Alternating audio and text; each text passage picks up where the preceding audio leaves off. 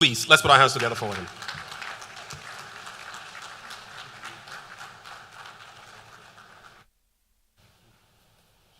Thank you. Kindly resume your seats, please.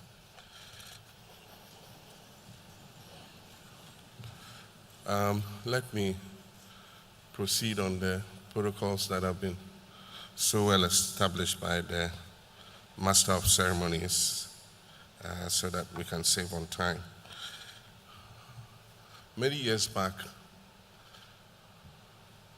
in the early days of ICT and all, we had the scandal of the Swedru girls, if you remember. A group of people came down and took pictures of them in the nude and others and promised them that there were people abroad waiting to make travel documents for them to go abroad. And apparently they were selling these nude pictures and publishing them on the web. And so people were surprised to see their nude pictures on the web. And I remember the sensation at that time when some of our newspapers grabbed these pictures and started reproducing them. It created quite an embarrassment for many of these young, innocent girls.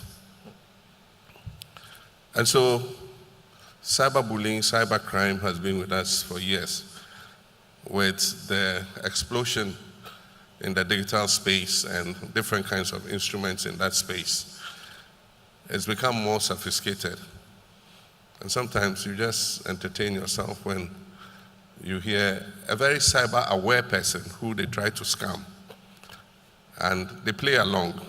And the conversation is normally very interesting. Me free MTN. I mean, MTN will call you in tree. First thing. If they manage some good English, please, we are calling you from MTN. And your number has been blocked, so we want to unblock it for you. Your mobile pin has been unblocked. Then they start leading you. And some of these, I respect those of our citizens. They say, oh, is that so? He says, yeah, so I'm going to send you a code. When I send you a code, repeat it to me so that I can unblock your Momo pin. The most interesting one is this guy who pretends to be a stammerer and says, so read the number for me quickly. He said, one.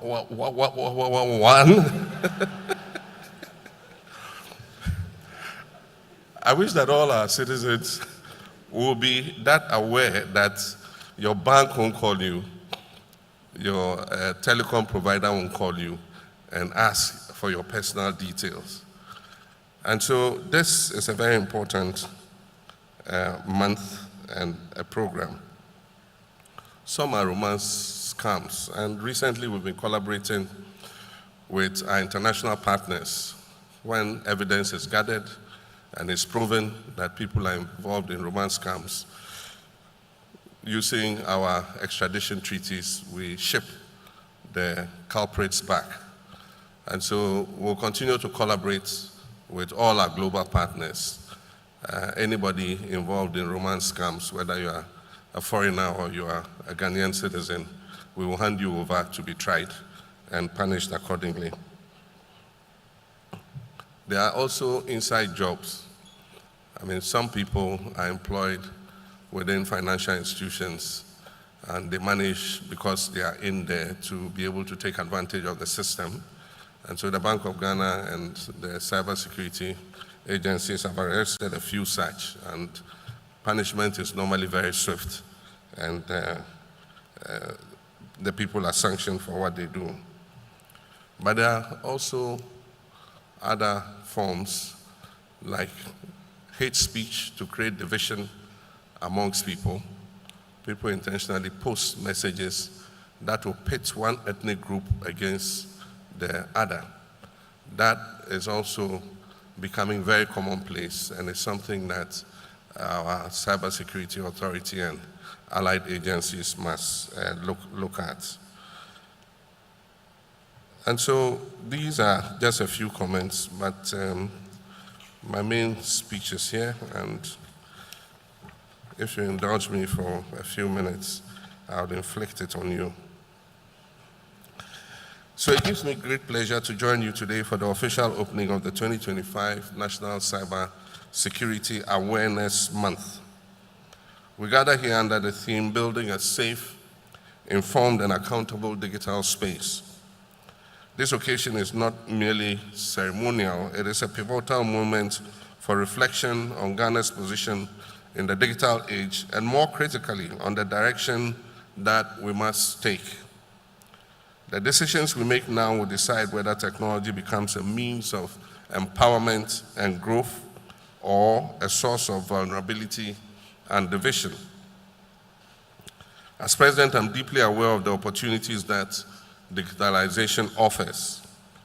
I'm equally conscious of the threats it presents to our national security, our economy, and even our democracy.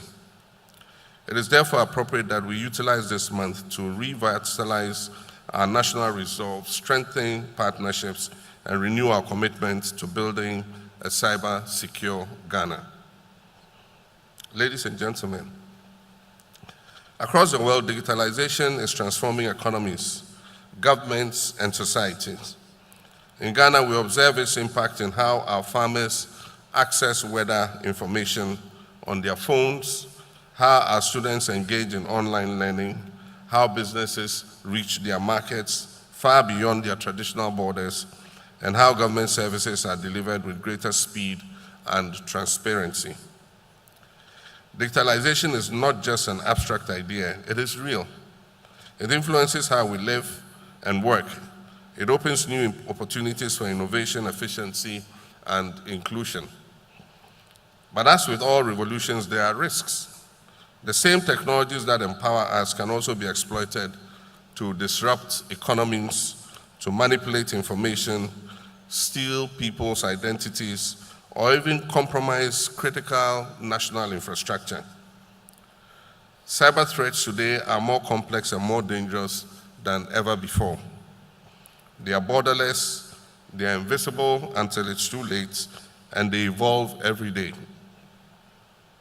Recent studies highlight the seriousness of this issue. The International Monetary Fund's April 2024 Global Financial Stability Report revealed that over the past 2 decades, 20% of all reported cyber incidents worldwide have targeted the financial sector, resulting in direct losses exceeding $12 billion. Since 2020 alone, cyber-related losses are estimated to be over $2.5 billion. These are staggering figures. They reflect not just lost money, but lost trust, lost jobs, and in some cases, lost lives. Ghana is not immune.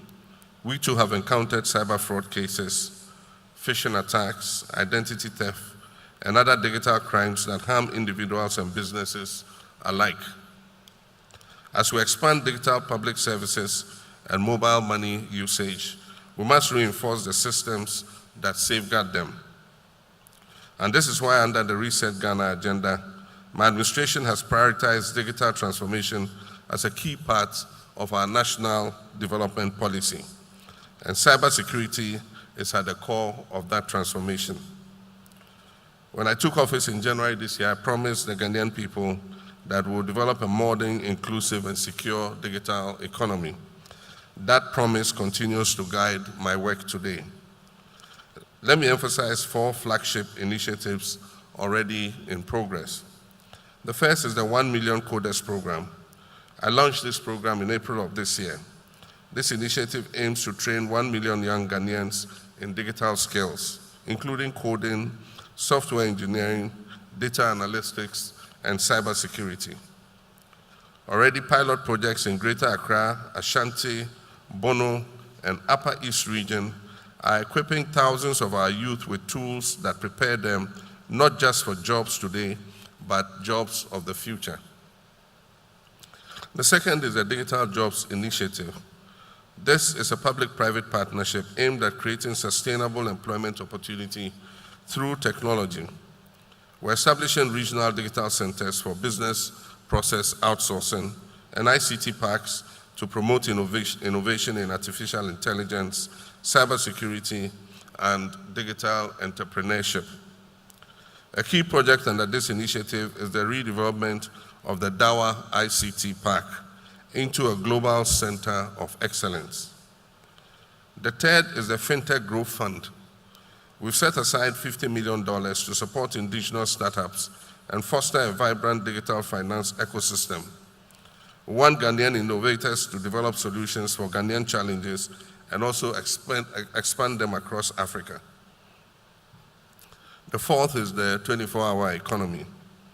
Beyond being a job creation strategy, this initiative is also about digital resilience. A 24-hour economy means round-the-clock operations.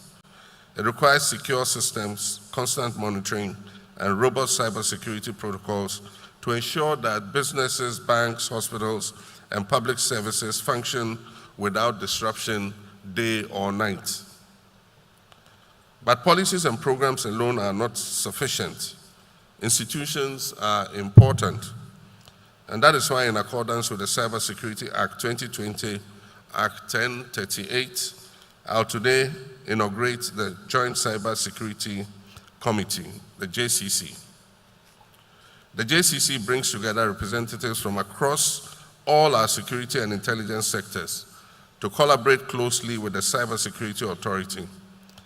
Its purpose is to ensure coherence, coordination, and proactive measures in our national defense against cyber threats. This is a vital step. Cybersecurity must not be fragmented. It demands unity of purpose, a clear strategy, and disciplined education. Cybercrime ignores borders. A hacker in one country can breach systems halfway across the world within seconds. And that is why Ghana cannot act alone. We must collaborate with the rest of the world. We're already signatories to the Malabo Convention and the Budapest Convention on Cybercrime. These frameworks enhance our ability to cooperate internationally and align our laws with global standards. This landmark treaty equips us with new tools. This October, Ghana will take another historic step. We'll ratify and sign the United Nations Convention on Cybercrime. This treaty equips us with new tools to investigate attacks, prosecute cyber criminals, and protect critical information infrastructure. Notably, Ghana has led efforts to include provisions against online child sexual exploitation and has emphasized the importance of applying international human rights law in cyberspace. Moreover, Ghana has also adopted the Palmol Process Code of Practice, which helps countries address the misuse of commercial cyber intrusion capabilities. As a result, we'll reinforce licensing systems, certify professionals, and approve cybersecurity products to ensure a secure and transparent environment. Distinguished ladies and gentlemen, all these efforts, programs, institutions, treaties will fail if our people are not informed and vigilant. The truth is simple and straightforward. Our citizens are our first line of defense. This Awareness Month is therefore about our people. It is about ensuring every Ghanaian, from the child at school to the trader in the market, from the banker in the city to the farmer in the village, is to ensure they understand the risks of the digital world and know how to stay safe.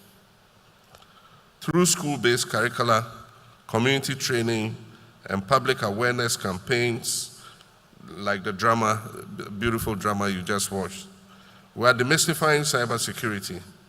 We are demonstrating to our people that a simple click can have consequences, and that vigilance online is as important as vigilance as you walk on our streets.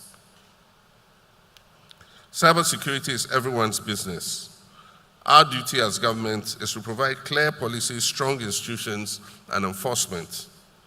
The private sector's duty must invest in cyber resilience and protect consumers' data. Civil society must advocate responsibly, educating and holding governments and institutions accountable. And for our citizens, they must stay informed and alert on every occasion. If we all can do our duty together, we can build a cyber-resilient Ghana. Ladies and gentlemen, the risks are real, but the opportunities are greater. If we act wisely, decisively, and inclusively, Ghana can be a continental leader in secure digital innovation. And let us all remember, digitalization without security is unsustainable. Innovation without responsibility is dangerous. And opportunity without inclusion is unjust. And so what we seek to build is not just a digital economy, but a digital society, one that is safe, is inclusive, and is accountable. A Ghana that is connected and protected. A Ghana that empowers its youth, supports its businesses, and secures its cyberspace for its citizens. This is the vision of the Reset Ghana agenda. It is a vision of progress with protection, innovation with integrity, and inclusion with justice. And with your support, we will achieve this vision together. And so, it is now my singular honor to declare the 2025 National Cybersecurity Awareness Month officially launched.